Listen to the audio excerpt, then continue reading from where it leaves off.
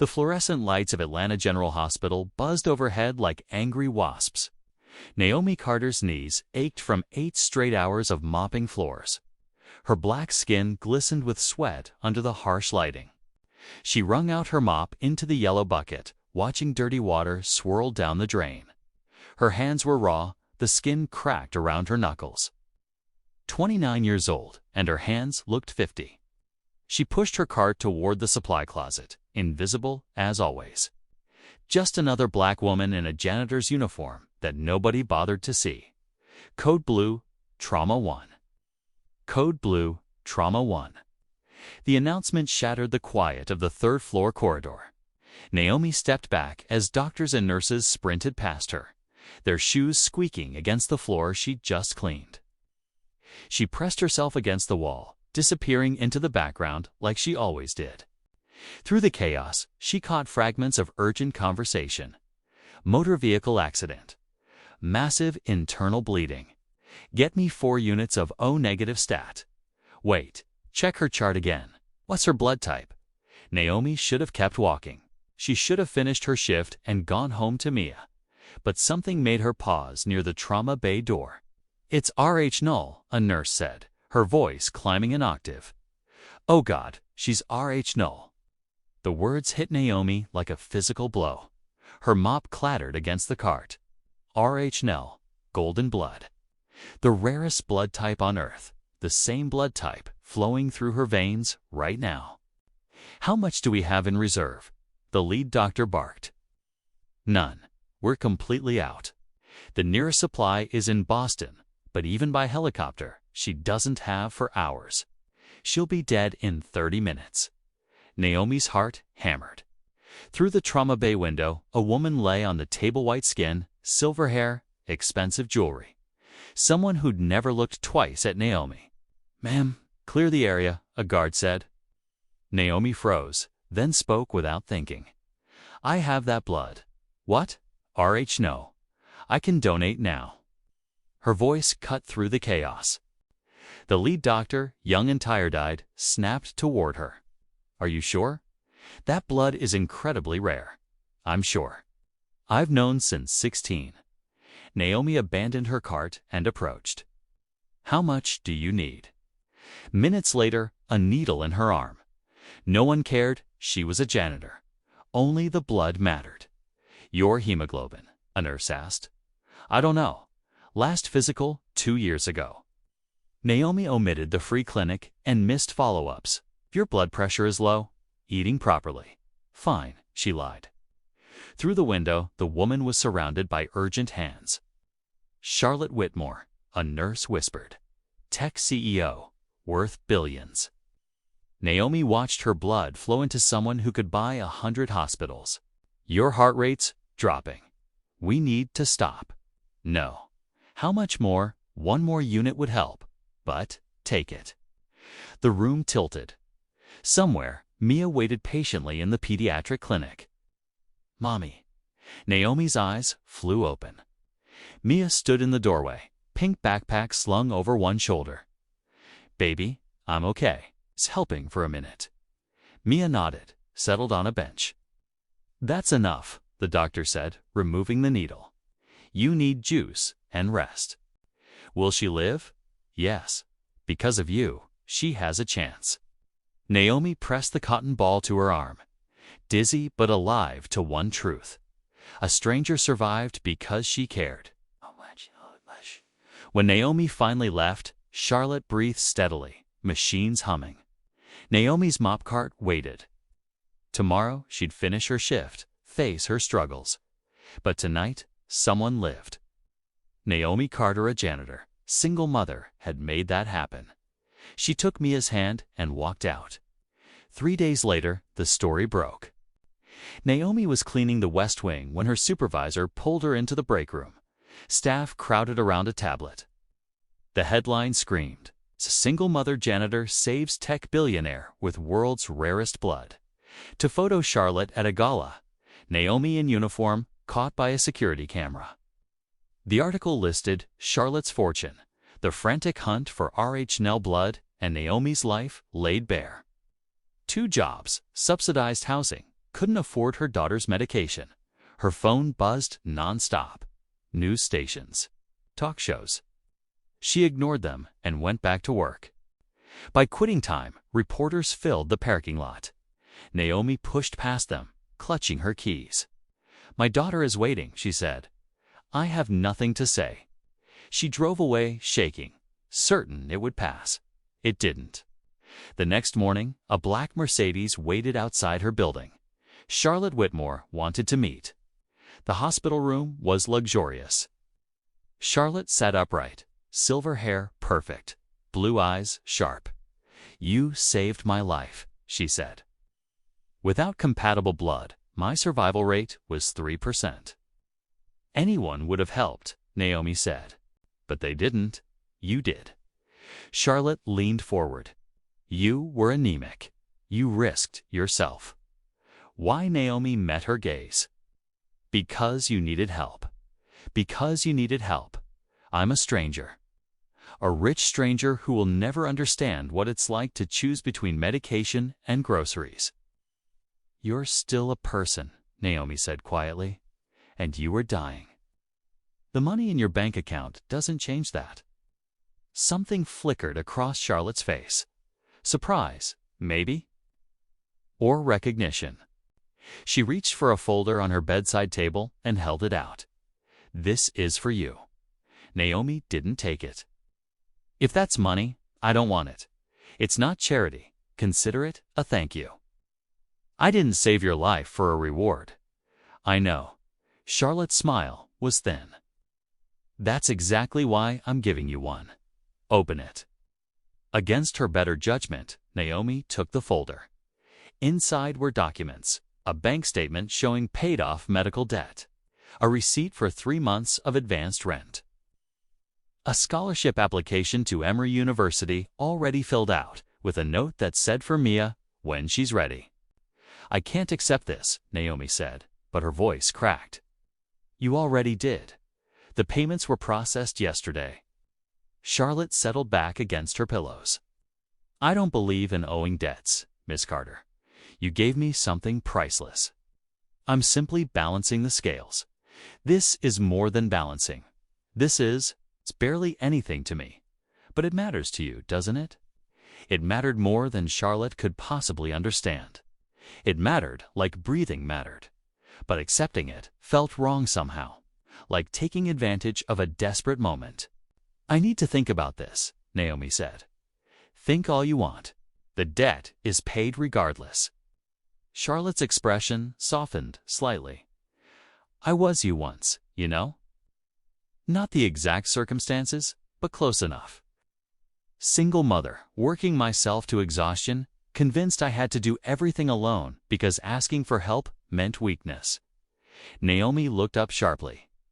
"I never said you didn't have to." I recognized the look. Charlotte's eyes held a strange mixture of respect and sadness. "The difference between us is that someone gave me a chance when I needed it most. An investor who believed in my prototype when everyone else laughed me out of their offices. That one chance changed everything. I'm not asking you to invest in me, I know, but I'm offering anyway." Charlotte reached for her water glass, and Naomi noticed how her hands shook slightly. "Still recovering. Still vulnerable. I see that same fire in you, Miss Carter. That same determination to survive, no matter what." "Surviving isn't the same as thriving." "No," Charlotte agreed. "But it's the first step." Naomi read the documents again, her vision blurring with tears. 3 months of rent. Medical debt erased. A scholarship for Mia's future. A white billionaire helping a black janitor. Not for publicity, not for tax write-offs, because Naomi had given her blood when she needed it most. Maybe the world could surprise you sometimes. "Thank you," Naomi whispered. "Thank you for saving my life," Charlotte replied. Both literally and figuratively. 2 women, different worlds. Different skin colors, different bank accounts, but in this moment, connected by the simplest truth of all. We're all just people trying to survive. And sometimes, if we're lucky, someone reaches down to help us up. Naomi left the hospital that day with the folder clutched tight against her chest. Mia was waiting in the car with Susan, reading her library book. "Mommy, did you see the sick lady?" "I did, baby. Is she okay now?" Naomi looked back at the hospital, thinking of Charlotte Whitmore recovering in her room, thinking of the blood they shared, thinking of the chance she'd been given. "Yeah, baby. She's okay now. We both are." The next 2 weeks proved Charlotte right about one thing. The world loved a good story. Articles appeared everywhere. Most were positive, heartwarming tales of selfless heroism. But others questioned Naomi's motives, her timing, even the validity of her blood type. A blog post by a tech journalist named Marcus Chen carried the headline, "Billionaire's Convenient Savior: The Strange Story of Charlotte Whitmore's Miraculous Recovery." It painted Naomi as a con artist. Someone who'd researched Charlotte beforehand, positioned herself to be in the right place at the right time. It suggested the whole thing was staged. Naomi read it during her lunch break, sitting in her car with cold McDonald's fries. Then her supervisor called. "I'm sorry, Naomi. They're letting you go. Corporate says the media attention is disrupting hospital operations. It's too many reporters, too many questions. Linda, I've worked here for 3 years. I know. I've fought them on it, but it's out of my hands." Gone, just like that. Because she'd saved someone's life. Her phone buzzed again. A text from her landlord. "Reporters were here asking questions about you. Other tenants are complaining. We need to talk." Then another message from Mia's school. "Several media outlets have attempted to access the premises asking for your daughter. We recommend picking Mia up early today." The world was closing in. Being a black woman who dared to help a white billionaire apparently meant she deserved to be torn apart. Naomi picked up Mia early, and they went home to their small apartment. She locked the door and closed the blinds, even though it made the place feel like a cave. That night, after Mia fell asleep, Naomi sat at their tiny kitchen table and cried. Quiet tears that slid down her face and dripped onto the formica surface. She'd done the right thing. She knew she had. So why did it feel like everything was falling apart? The next morning, Susan picked her up in the Mercedes. "Mrs. Whitmore would like to see you again. It's important." They drove to a neighborhood Naomi had only seen in magazines. Tree-lined streets, massive houses, gates that required codes to enter. Charlotte's home was more modest than Naomi expected, though modest was relative when the place still had 3 stories and a circular driveway. Inside, Charlotte waited in a sunroom overlooking a garden. She looked better, dressed in casual clothes that still managed to look expensive. "Miss Carter, thank you for coming. Coffee? Tea? I'm fine." Naomi sat back straight, hands folded. "What's this about?" "I assume you've seen the articles, some of them. They're calling you a gold digger, a con artist." Charlotte's tone was flat. "My board thinks I'm being manipulated."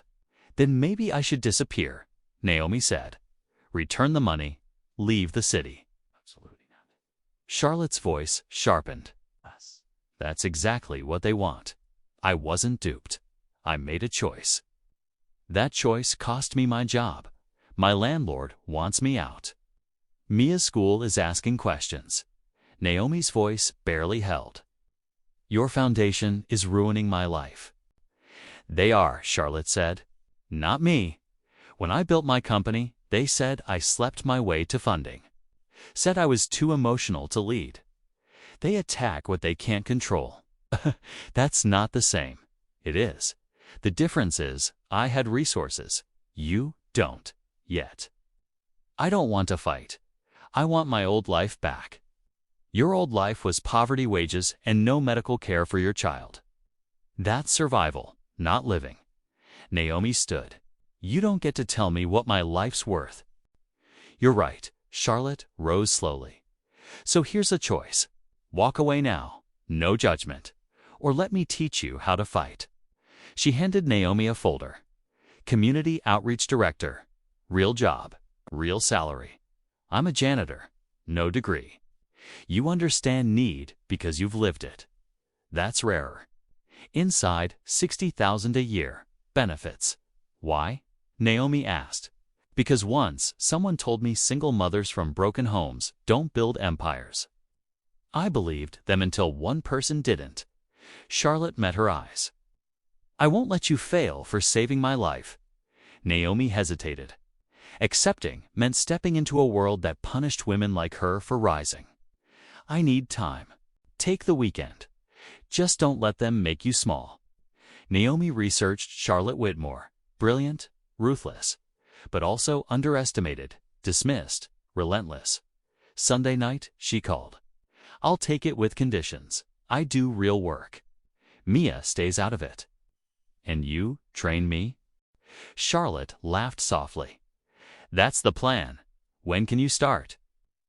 Tomorrow. The next morning, Susan took Naomi shopping. A blazer, proper slacks, clothes that made her visible. The Whitmore Foundation towered over Midtown. Charlotte's office was warm, full of plants. You look ready, Charlotte said. I am. Good. My VP is telling reporters I'm unstable. The board meets in 2 weeks. I need you visible and competent now. Naomi exhaled. No pressure. Charlotte smiled. Welcome to the top. It's all pressure. The week became a blur. 6 a.m. meetings on shelters and job programs, then media coaching. Jerome drilled her relentlessly. Deflect, pivot, never overshare. In the afternoons, Charlotte brought Naomi to donor meetings and briefings. Naomi observed, learning when to press and when to yield. One night, Charlotte noted, You stopped yourself from snapping at that congressman 3 times. Sometimes we tolerate idiots because real people need the money.